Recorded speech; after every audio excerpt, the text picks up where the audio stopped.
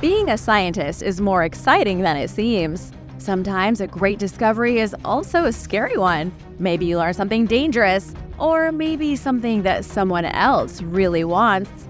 Here are some of the craziest stories of scientists and explorers who disappeared and were never seen again. Granger Taylor. On a stormy night in November 1980, a 32-year-old Canadian man named Granger Taylor vanished off the face of the planet. Taylor left a note to his parents saying that he was about to board a spaceship. He had been having recurring dreams in which aliens told him that he was to join them on an interstellar journey for 42 months through the vastness of space. Taylor was never seen again. This is the story of a man who believed he was chosen by an intergalactic race of beings to leave Earth. But did Taylor really have contact with aliens and then get on a spaceship and fly away? Or was he a misunderstood mechanical genius who vanished into his own delusion? It's a question nobody has ever been able to answer. His family and friends described him as a genius. He was able to work on any piece of machinery, even rebuilding a World War II plane once. He restored an old train that he found abandoned in the forest where he lived on Vancouver Island. He was also obsessed with aliens, building himself a replica spaceship from scraps at the local dump. 6 years after he disappeared, forestry workers discovered his vehicle abandoned in the woods. There had been a very obvious blast that destroyed it. A few fragments of human bone were found and some scraps of clothing, but there was never a full body found. Police determined that Taylor most likely died in the blast, caused by sticks of dynamite. But without a body, it's impossible to say. Maybe Taylor really did go on a one-way journey to the outer limits of space. The missing geologist. There is a missing scientist lost right now somewhere in the Arizona desert. His name is Daniel Robinson, and he's been gone since 2021. Many fear Daniel is dead, but the truth is that nobody knows what happened. On June 23, 2021, Daniel abruptly left his work site in the desert where he had been doing his research. Daniel was a skilled geologist who graduated in 2019. He moved to Phoenix so that he could work in his chosen field. He was only 24 years old. He had his whole life ahead of him. But on that fateful day in June, he got up from his work site and left without telling anyone where he was going or what he was going to do. What did Daniel find out there in the desert that made him flee in such a hurry? Maybe he didn't find anything, or maybe he saw something that scared him out of his boots. Then again, maybe Daniel had just wanted to take a break and go for a drive. A month after he disappeared, his Jeep was found rolled on its side in a ravine. The airbags were deployed, suggesting when the vehicle crashed, the driver was wearing their seatbelt. If Daniel had crashed and then went in search of help, he didn't take anything important with him. His wallet, cell phone, and keys were all found inside the vehicle. There was no trace of him. I should also mention that the place where he crashed is a really weird place to crash a car. He had the whole desert to drive through without so much as a tumbleweed as traffic. Still, he managed to drive into a ravine. There wasn't any blood at the site or signs of an injury, so he was presumably okay. In late July, a human skull was found near where Robinson's vehicle was abandoned. A real human skull. It was tested for DNA, but it was not a match with the DNA of Daniel Robinson. The Buckeye Police Department in Arizona said they searched over 70 square miles using cadaver dogs and helicopters, but through all the searching, they found nothing. Then, in November 2021, a second set of human remains was found. They were also sent for DNA testing, but the test came back negative. All these bodies were found in the desert, but none of them belonged to Daniel Robinson. His current whereabouts are still unknown. And now, time for a break because it's shout-out time! I want to give a big thank you to Gary Wiley and your parents too! We say hi! And also to David Durbin for supporting this channel. Thank you so much! Be sure to subscribe if you haven't already for more videos like this. Peng Jamu. Peng Jamu was a Chinese scientist who studied biology at the Central University of China. As a young man, he became one of the most respected scientists in the country. He was obsessed with the secrets of the natural world and with ancient history. His obsession took him to the wild edge of China, where he disappeared without a trace. In 1956, Peng Jamu led an expedition of scientists into the remote Xinjiang province way in the north of China. They were some of the first researchers to investigate the inhospitable desert. The work continued for years. Peng's discoveries earned him the position of vice president of the Chinese Academy of Sciences. The year after his promotion, disaster struck. Peng was studying the Lop Desert, a place so ancient that nobody even knows its history. It was once a stop on the legendary Silk Road. There was a massive salt lake called Lop Nur that covered the region, and it was dotted by oases and fishing villages. In ancient times, Lop Nur was known as the Wandering Lake because locals believed it kept shifting its position. The lake kept drifting farther and farther away until eventually the communities that depended on its water were left barren. That was a few centuries ago. Since then, the people have left, and their more ancient history has been lost. Today, the Lop Desert is a mysterious wasteland. It's also a largely untouched archaeological jackpot. There are preserved tombs and cemeteries dating back to the Bronze Age. There are mummies buried in the sand, and somewhere out there is presumably the body of Peng Jiamu, slowly becoming a natural mummy himself. In 1980, Peng's expedition was having a difficult time. Their vehicles could hardly navigate the rugged terrain of the Lop Desert. They were worried about running out of food and water. 5 days into the expedition, Peng wandered off alone into the emptiness of the great sandy expanse. He was never seen again. Percy Faucett. Percy Faucett was the real Indiana Jones, the legendary explorer who disappeared in the Amazon jungle in 1925. To this day, nobody knows what happened to him. Maybe he was killed by a cannibal tribe, or maybe he was eaten by a giant anaconda. Percy Faucett's disappearance is the most epic tale of exploration gone wrong in modern memory. It all started in 1906 when Percy ventured into the uncharted territories of Brazil and Bolivia. He narrowly escaped death at the hands of venomous vipers. He met with hostile native tribes that had never seen a white person before. His exploits were so unprecedented that he won a medal from the Royal Geographical Society.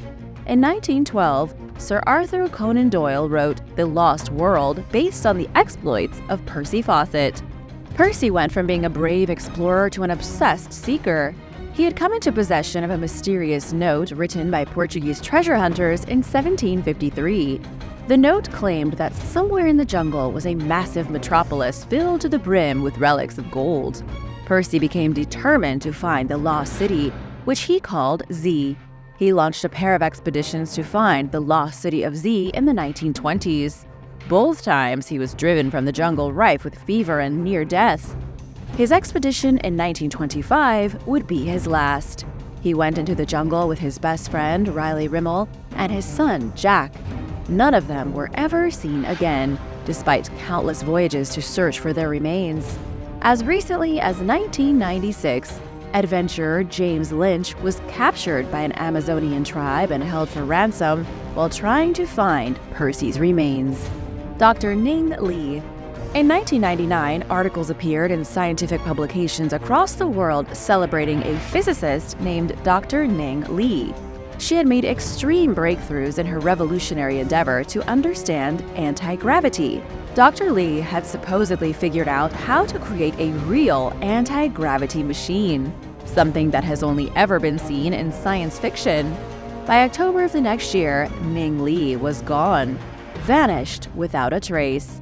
It's been 23 years since the disappearance of Dr. Ning Lee, and no other scientist has come close to creating a device that controls gravity. It really does seem as if her genius invention immediately brought down the wrath of the higher-ups, whoever they might be. Scientists have been too afraid to mess around with the tech ever since. According to Jonathan Campbell, one of Lee's former associates, the device was 100% real. Jonathan is a scientist at the NASA Marshall Space Flight Center. He said Lee's device didn't necessarily modify gravity, but was able to produce a gravity-like field. Such a field could be used to attract or repulse, kind of like telekinetic powers or magnets. In practical use, such a device could beam an anti-gravity field at the International Space Station, protecting it from meteors and other debris.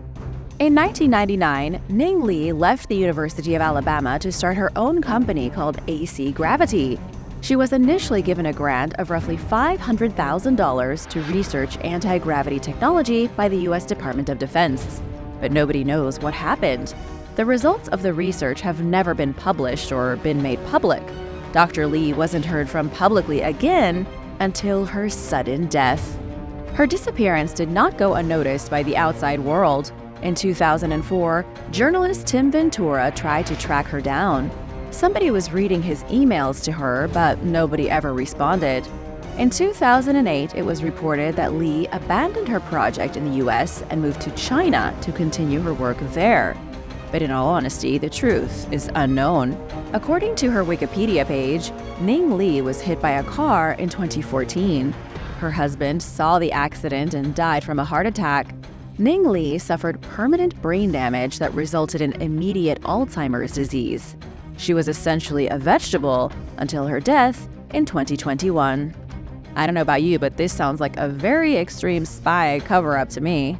Ettore Majorana. In the year 1906, one of the most gifted physicists to ever come out of Italy was born. His name was Ettore Majorana. Majorana hung around with some of the other greatest minds of his day, like Enrico Fermi in Rome during the 1930s. Fermi, of course, was the man who built the first nuclear reactor ever. In 1938, Majorana died under very mysterious circumstances. Majorana's initial research led to the development of radio frequency spectroscopy. He was also publishing academic papers on relativistic theory of particles and mass spectrum of elementary particles. This was really intense science. He was the first one to identify the neutron particle. Majorana was advised to write an article about the neutron but chose not to. Later that same year, scientist James Chadwick wrote an article about the neutron and won a Nobel Prize. Majorana, although arguably more brilliant than many of the other scientists, never sought credit for his work. In fact, he often said physics was banal. The last academic paper he published was in 1937, discussing the symmetrical theory of electrons and positrons. During his last years of research, he discovered antiparticles that he believed to be the missing mass in the universe. Majorana's theoretical work involved the still unknown secrets of dark matter. What happened next is very strange. Majorana withdrew all the money he had from his bank and then traveled from Naples to Palermo. On March 25, 1938, Majorana purchased a return ticket in Palermo, clearly intending to return to Naples. But he never got on that ship. He was never seen again, and it's still unknown what happened to him. The one thing that is known is that Majorana disappeared on purpose. On the day of his disappearance, he sent a note to his friend Antonio Carnelli at the Naples Physics Institute. The note said that Majorana had made a very difficult decision, but one that was unavoidable. He admitted to being selfish and begged for forgiveness for what was to come next. This case was left unsolved for decades. It was last opened in 2011. Then, in 2015, the Rome Attorney's Office claimed that Majorana was alive until at least 1959 and living in Venezuela.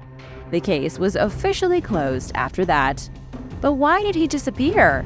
The running theory is that Majorana's research in theoretical physics had revealed something that he didn't want anyone to know.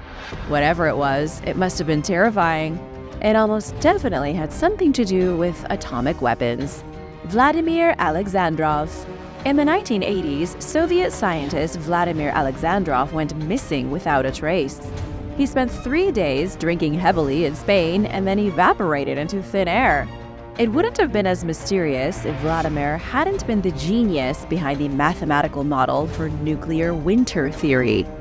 According to FBI documents, Vladimir specialized in computer science, gas dynamics, plasma mechanics, and computational physics. In the 1970s, he was sent to work in the United States as part of an exchange agreement with the US and the Soviets. This gave him access to the hugely powerful Cray-1 supercomputer. In 1983, he began working on models of what would happen in the case of nuclear winter. Vladimir would go on to detail the horrors of what could theoretically transpire in the case of total nuclear war between superpowers. His hypothesis remains popular to this day. Basically, he figured out that if countries start throwing nuclear weapons around, the world will plunge into a dark, dark winter. The temperature will drop, everything will die, and the planet will be left barren.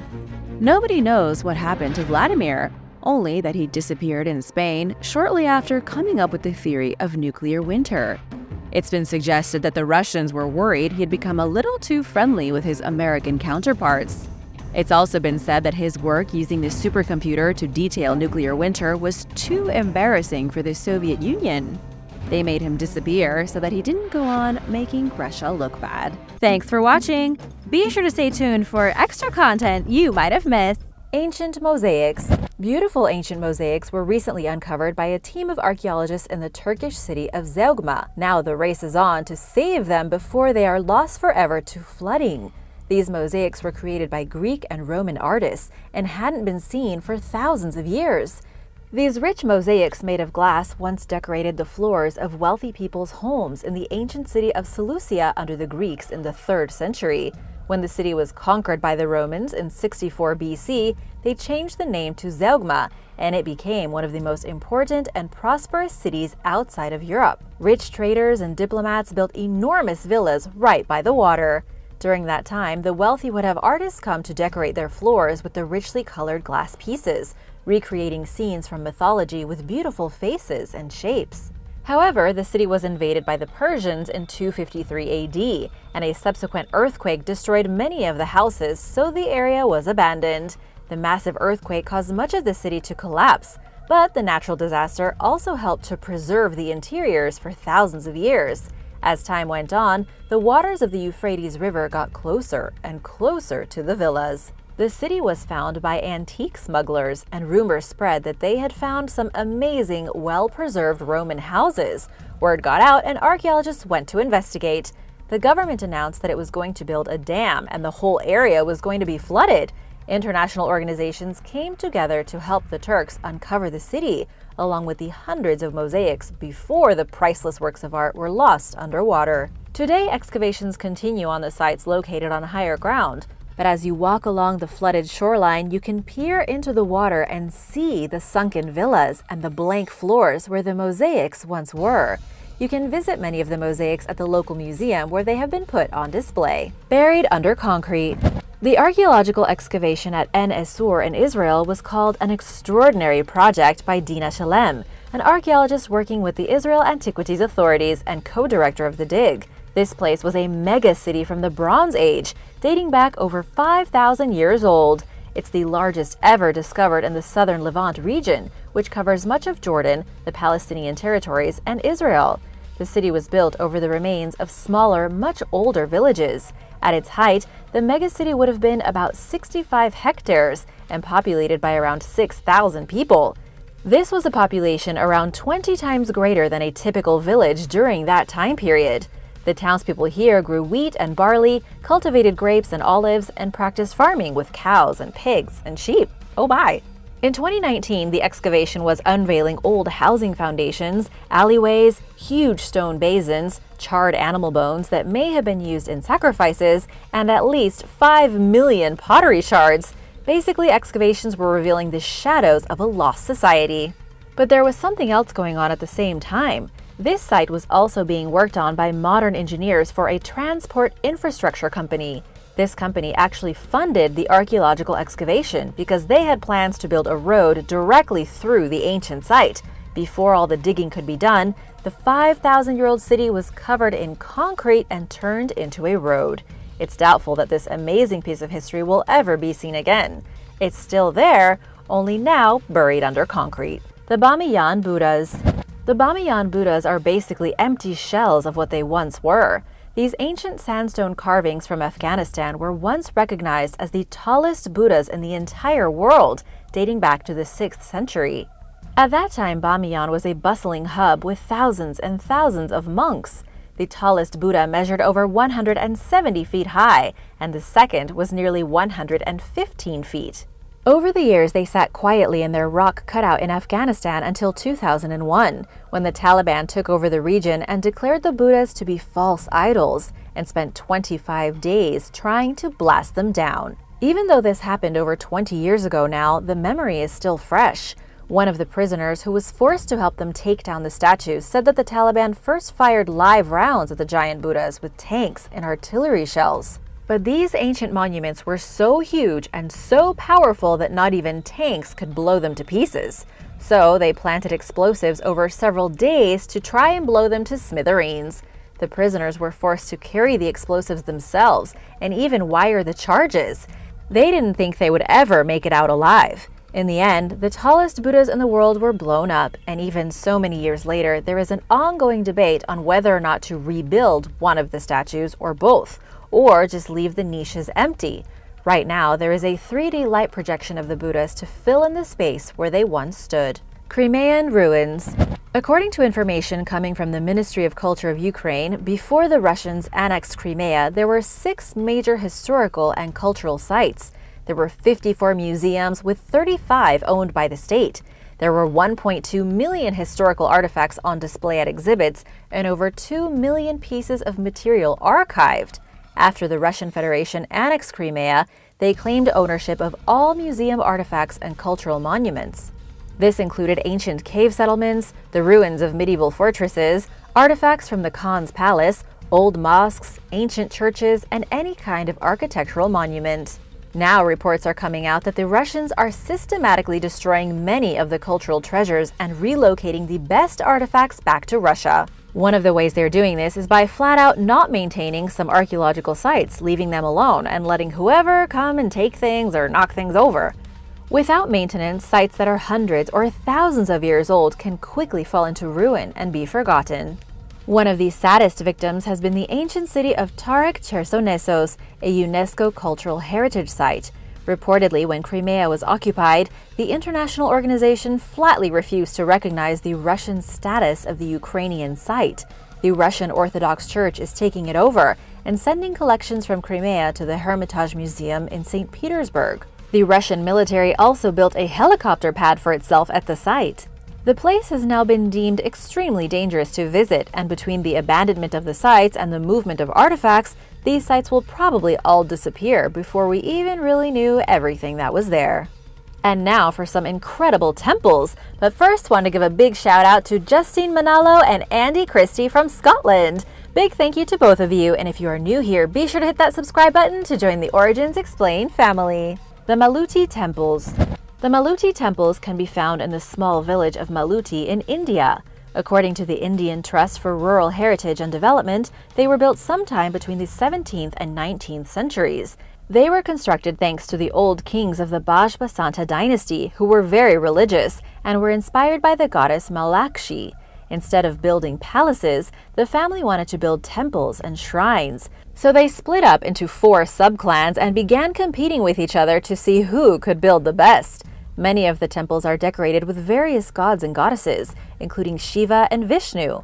Right now, it's one of the 12 most endangered cultural sites in the entire world.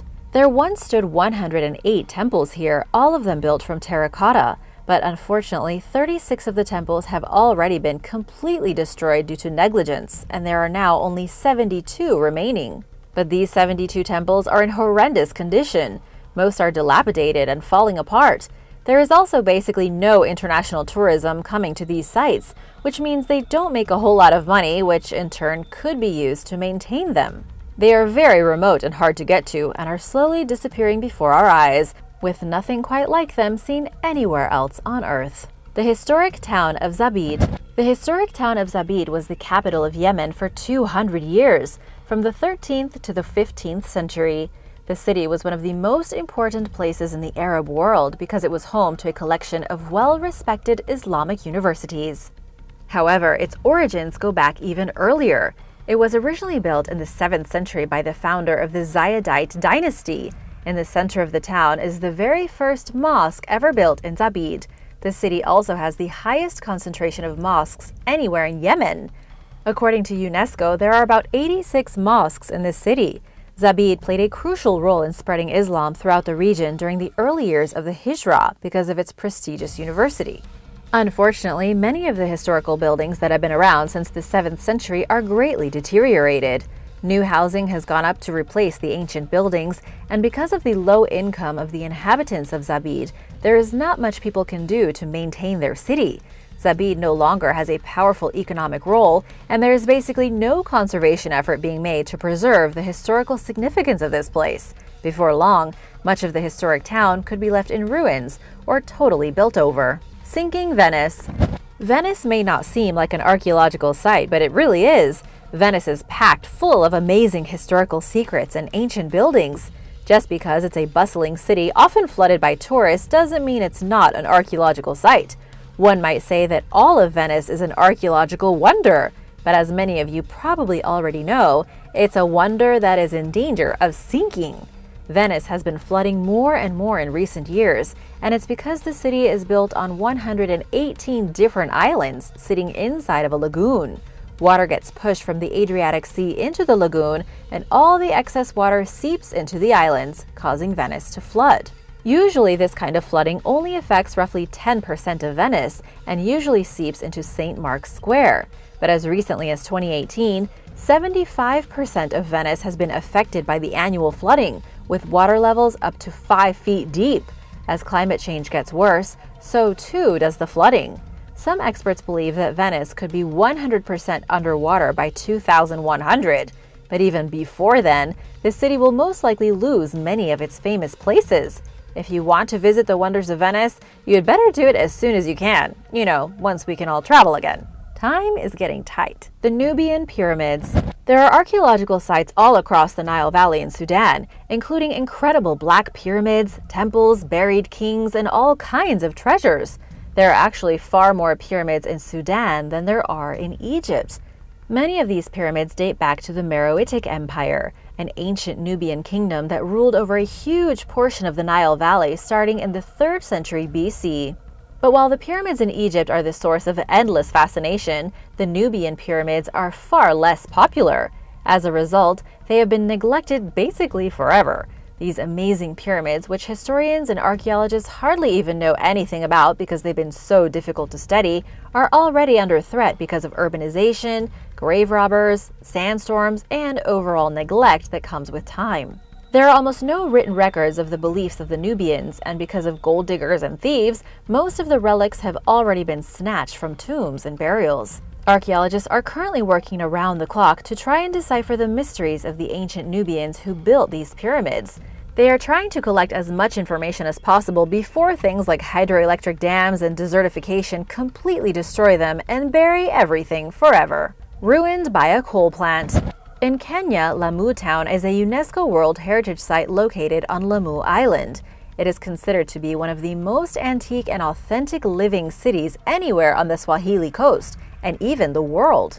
Lamu town is the oldest Swahili settlement anywhere in East Africa, with its origins dating back to the 10th century.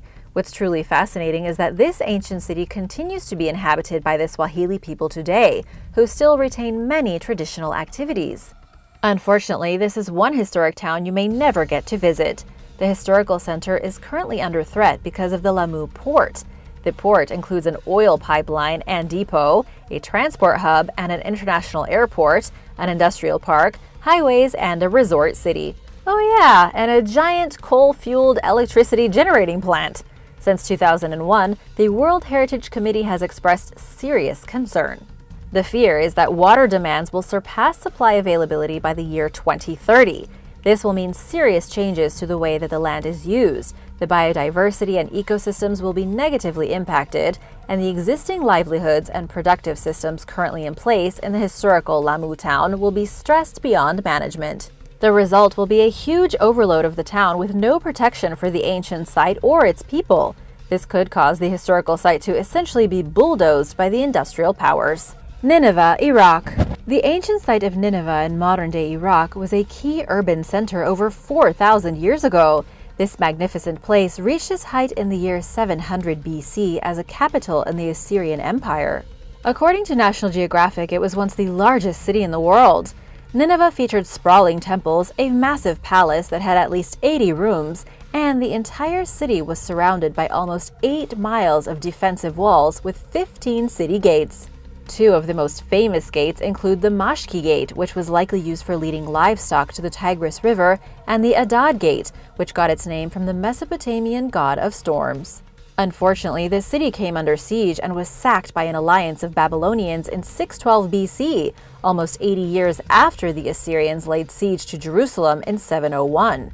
Much of the city was destroyed, but its gates and some of the fortification walls remained until the modern age. The Arabs of the region can trace their ancestry back to the ancient Assyrians who lived at Nineveh. The scraps of the city still remaining were of huge cultural importance. Then came extreme armed Islamic groups who made it their mission to try and destroy absolutely everything. The Islamic State also destroyed the Mosul Museum and the main libraries in the city, obliterating manuscripts and other priceless artifacts that dated back hundreds, if not thousands of years. Now all that remains of the city of Nineveh are a few loose stones. Whatever scraps of walls are still standing will soon be buried under the sand. Thanks for watching! Which site would you like to see restored to its former glory? Have you been to any of these places? What about Venice? Let me know in the comments below. Be sure to hit that subscribe button if you haven't already, and come back soon for another video. See you later. Bye!